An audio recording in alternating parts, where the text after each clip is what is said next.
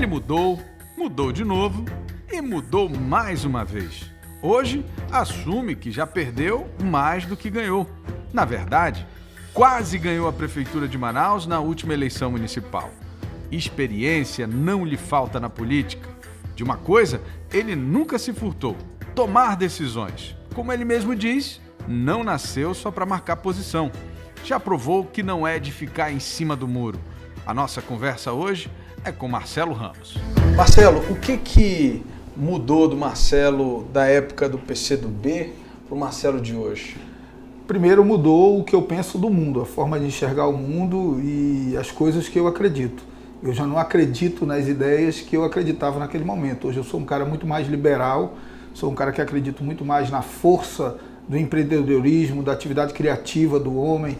Acredito que os homens não são iguais e não serão iguais, mas que eles devem ter igualdade de oportunidade e se diferenciarão pelo esforço, pela dedicação, pelo talento de cada um. Então, acho que primeiro eu mudei ideologicamente. Eu não saí só do PCdoB por uma questão eleitoral. Eu já não acredito naquelas coisas que eu acreditava no passado e nem acho que aquilo é coisa de jovem. Não, eu simplesmente... Isso que eu ia te perguntar, porque não, não acho que é coisa de jovem. Da juventude. Eu acho que tem gente muito madura que acredita naquelas ideias. Aquilo é uma forma de enxergar o mundo, que em determinado momento eu achava que era a melhor forma. Hoje não acho mais. E segundo, eu amadureci do ponto de vista de enxergar a política. Você no PCdoB, você é forjado para ser muito maniqueísta. Quem pensa igual a você merece o céu e quem pensa em qualquer tema diferente de você tem que queimar no inferno. Hoje eu consigo enxergar valores em quem pensa diferente de mim. Existe gente do bem, de esquerda, de direita, existe gente do bem de centro, liberal, existe gente de bem e gente do mal em todo canto. Ninguém só tem virtude porque é do PCdoB e nem só tem defeitos porque é do DEM. Então hoje eu procuro enxergar a qualidade das pessoas e um grande desafio que eu até dizia muito na minha campanha do prefeito, que é de conseguir extrair de cada pessoa o que ela tem de melhor. E você acha que tudo que você passou, e a gente está falando aí de vários episódios da tua vida, decisões que você tomou e tal, como é que tu avalia o teu momento hoje político, né? Depois dessas decisões, dos questionamentos que vieram dessas tuas decisões? Primeiro, Álvaro, eu sou um político de decisão. As pessoas podem discordar das minhas ideias, podem discordar da decisão que eu tomo, mas nunca vão me chamar de covarde. Eu tomo decisões. Você assume, né? Eu tomo decisões, assumo e vou até as últimas consequências dela. Eu acho que isso é postura de quem quer ser líder. Eu não sou candidato a apresentador de televisão e nem ator de novela, que tem que agradar todo mundo. Eu pretendo ser um líder do nosso Estado e isso exige tomar decisões mesmo em momentos críticos e mesmo decisões algumas vezes incompreendidas. Eu tomei as decisões que eu tinha que tomar diante das circunstâncias. Então tenho uma consciência muito tranquila em relação a isso e por isso sigo firme, sigo de pé, vivo um momento muito bom da minha trajetória, talvez um momento mais maduro, talvez um momento mais tranquilo da minha vida política. Já perdi, já ganhei eleição, isso faz parte. Como é que é essa experiência? Até já perdi mais do que ganhei, mas na vida, quantas vezes a gente perde e segue em frente, né? Acho que tudo que eu passei me amadureceu, me fez um cara mais preparado para os desafios que me põe na minha frente, né? Tem uma frase do Mencius, que é um filósofo chinês, que diz que o destino, antes de entregar algo muito grande para um homem, primeiro o testa, o prepara, a fome, o sofrimento, a angústia. Então acho que eu passei para isso e hoje estou muito mais preparado para o grande desafio e o honroso desafio que é representar o povo do Amazonas. Eu estou numa fase muito, muito bacana da minha vida. Pô, legal. Agora, a gente olha a política hoje de uma perspectiva muito de questionamento, né? A verdade é que a classe política como um todo está desacreditada, as pessoas efetivamente não têm mais esse desejo, né, de acreditar no político. Ela quer uma coisa diferente, talvez nem tanto novo, mas algo diferente do que se foi posto aí e tal. Como é que você avalia esse momento? Olha lá, eu tenho muita preocupação e muito medo desse conceito do novo, né? O que é o novo? É alguém jovem? Os nossos dois parlamentares mais jovens são os mais faltosos. O que é o novo? É alguém que nunca disputou o mandato?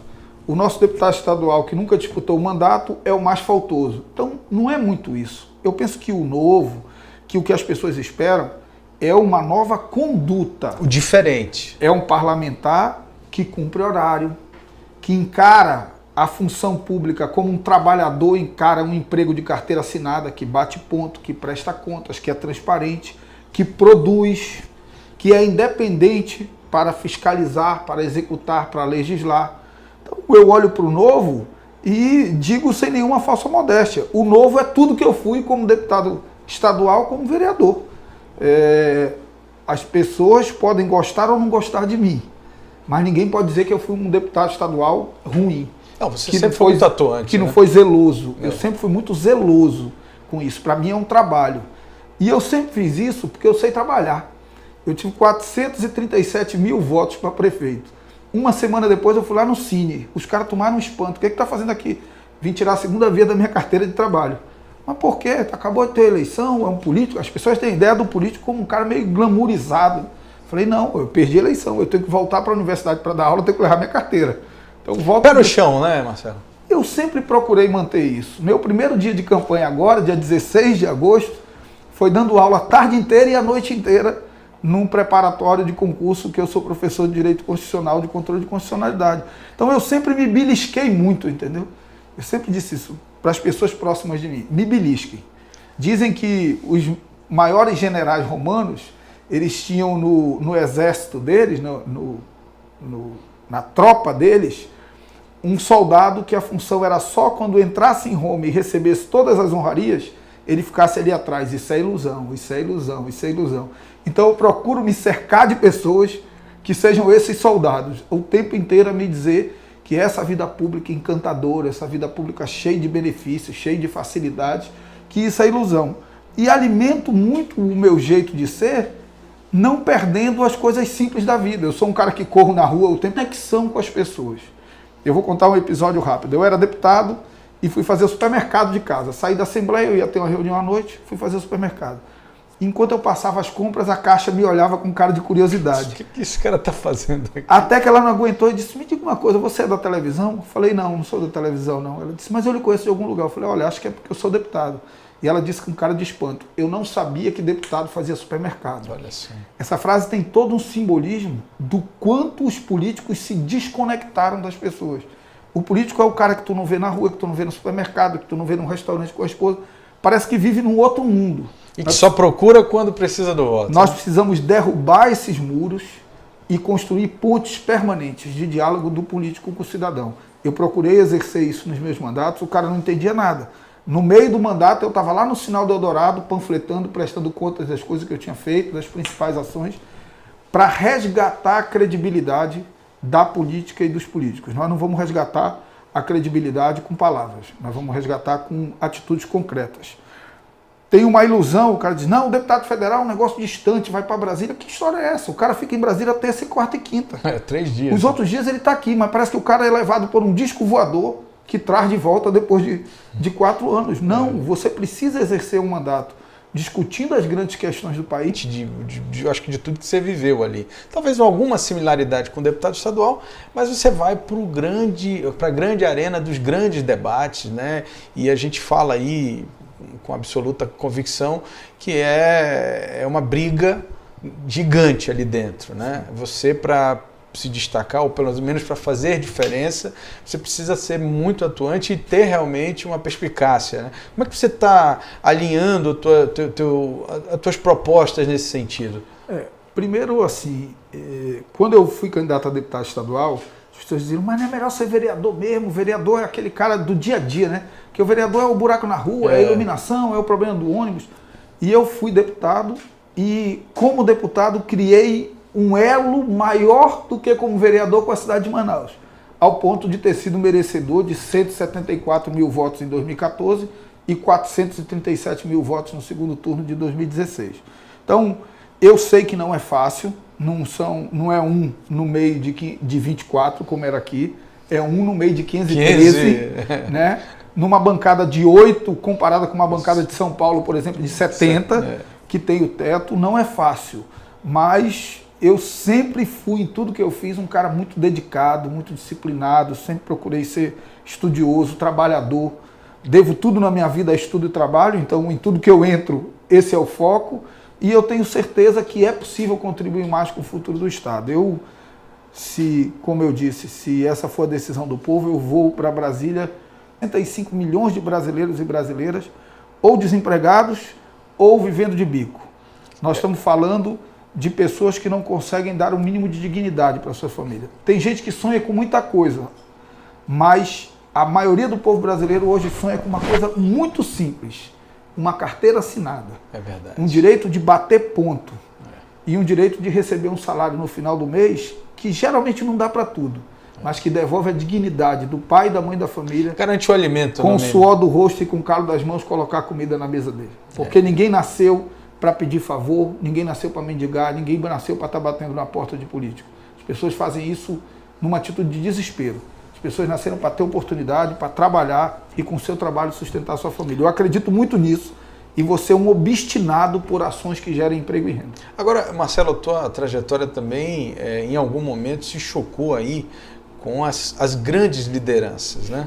Eu queria que tu fizesse assim, óbvio, sem precisar citar nomes nem nada, como é que você enxerga essa relação com essas grandes lideranças políticas? Você acha que é justa com os mais, digamos, mais novos nesse sentido, que estão chegando agora, que estão buscando seu espaço, ou essa guerra é natural, quem está entrando tem que saber jogar? Como é que você analisa esse processo? Olha lá, até 2014, eu fui um cara que construiu uma trajetória na pancada, né? Enfrentando todo mundo, e cheguei a ser candidato a governador em 2014 sem ter aliança nenhuma. Simplesmente com a minha história, com a minha luta, com a minha vida. Aquilo ali tinha um teto. E eu não sou um político que nasceu para marcar posição. Tem gente que se conforta em marcar posição a vida inteira e não mudar a vida de ninguém. Eu sou um político que acho que nasci para mudar a vida das pessoas. Para mudar a vida das pessoas a gente precisa ganhar a eleição. Eu costumava dizer que o homem mais coerente da política do Amazonas era o Herbert Amazonas. Agora até ele trocou de partido, né? Saiu do PSTU e foi pro PSOL. Mas ele era o mais coerente. Sim, perdia, mas perdia ali, né? E era o cara que nunca mudou a vida de ninguém.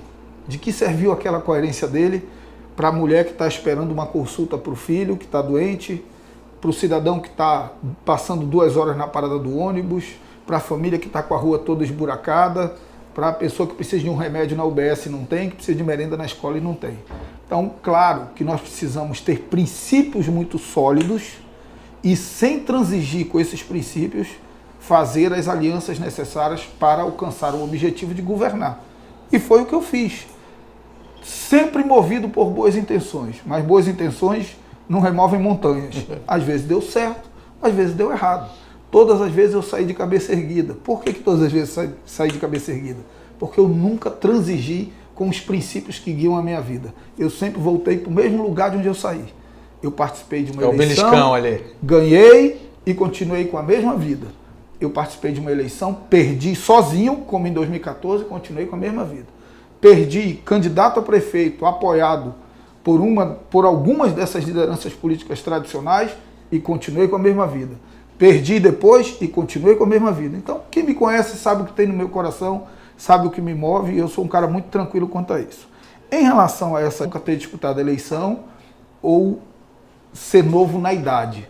Ser novo é ter consistência e apresentar soluções inovadoras para os problemas do Estado. O que eu fiz em 2014. Aquilo que eu fiz em 2014 era verdadeiramente novo. Não era só porque eu era jovem. Era novo porque as nossas novas gerações estudam pouco o nosso Estado, estudam pouco a nossa história, a formação política, cultural, econômica, social do Amazonas, as contradições que nós temos por conta de ser um Estado de dimensões. Você já conseguiu viajar? Já conseguiu viajar a todos os municípios? Sim. E aí, o que você acha, assim? O que é esse sentimento que você tem? Olha, o Amazonas às vezes você se pergunta assim, né? O que fez um cara vir parar aqui? E isso virar uma cidade, né? Um negócio distante de tudo, desconectado de tudo. Não tem rua, não tem estrada, nada. Mas tem gente lá. E se tem gente lá, o Estado tem que chegar. Uma vez eu conversando, eu gosto muito de ouvir as pessoas, eu conversando com até professor da UFAM, já aposentado, mas muito liberal, eu perguntei dele, me diga uma coisa, professor, não vou dizer o nome porque a resposta dele foi muito dura.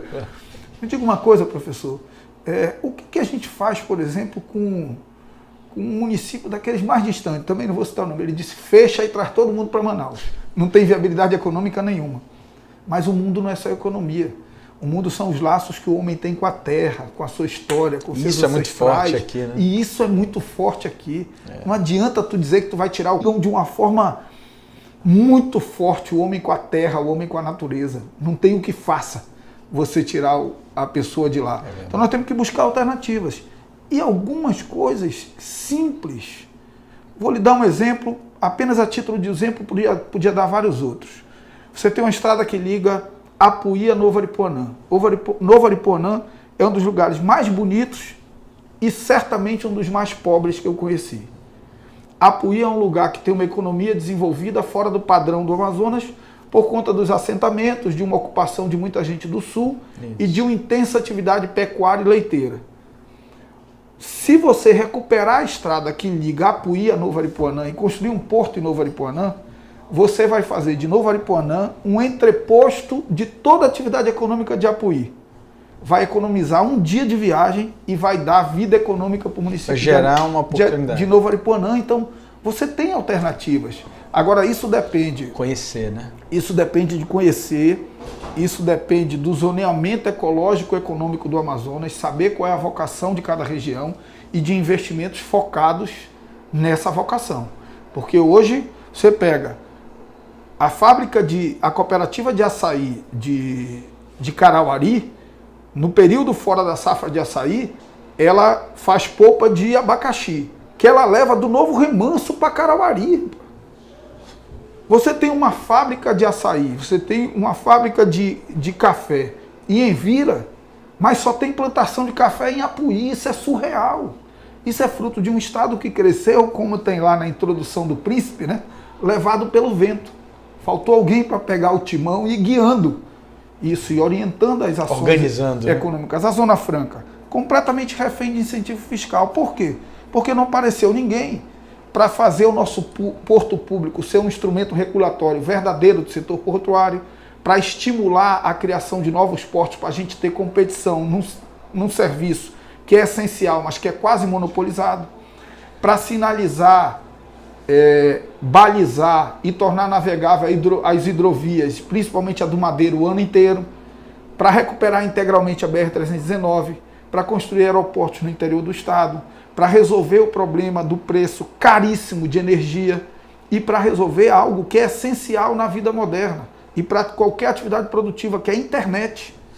Não tem como produzir. Terrível, né? Então, se você resolve infraestrutura produtiva, porto, aeroporto, estrada, internet e energia, você barateia o custo de produção e o custo logístico e depende menos de incentivos fiscais. Esse é o futuro da Zona Franca. Não existe modelo industrial em lugar nenhum do mundo sustentado eternamente em incentivos fiscais. E eu quero ir para Brasília lutar por isso.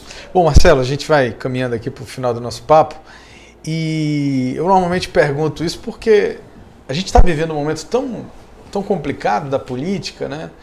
Houve muita gente questionar Operação Lava Jato, Operação Maus Caminhos, Operação Mensalão, e assim são tantas outras que vieram.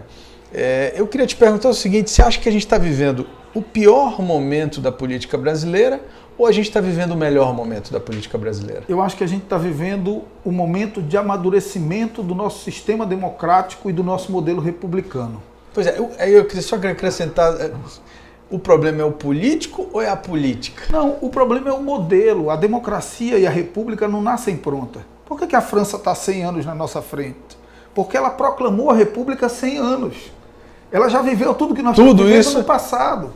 Porque ela vive, de quando proclamou a república para cá, integralmente período de estabilidade democrática. Nós atrasamos 100 anos a proclamação da nossa república, vivemos a ruptura da era Vargas, a nossa primeira república fechou mais o Congresso do que a monarquia, aquele primeiro período mais crítico, vivemos a crise da ditadura da era Vargas, vivemos depois 20 anos de ditadura militar e estamos vivendo o período democrático mais longo da nossa história. As nossas instituições não estiveram tão amadurecidas quanto estão hoje. Estou passando por teste. Claro que uma hora vai ter um ponto de equilíbrio nisso. Então nós estamos passando por teste. O que enfrenta a corrupção? Um dia o homem vai acordar e vai mudar o seu jeito de ser? Não. O que enfrenta a corrupção é, primeiro, quebrar a certeza da impunidade. E segundo, ser absolutamente transparente, criar mecanismos de transparência e criar mecanismos de controle social. Porque o melhor fiscal da atividade pública é o cidadão. Não é o Tribunal de Contas, não é o Tribunal de Justiça, não é nada. Quem é o melhor fiscal para a escola que está sendo construída lá em Envira? É um técnico do Tribunal de Contas que vai uma vez por mês lá? Não, é o cidadão que está esperando a escola ficar pronta para o filho dele estudar. Então, eu acho que a gente vive o momento mais maduro da nossa democracia.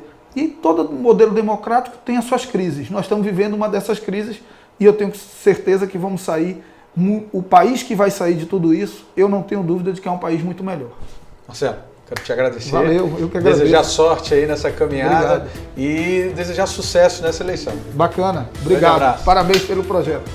Se você curtiu a conversa política de hoje, dá uma conferida nos outros episódios no canal BAN no YouTube ou na página do site O Poder e do site Imediato no Facebook. Toda segunda-feira à noite tem novidade.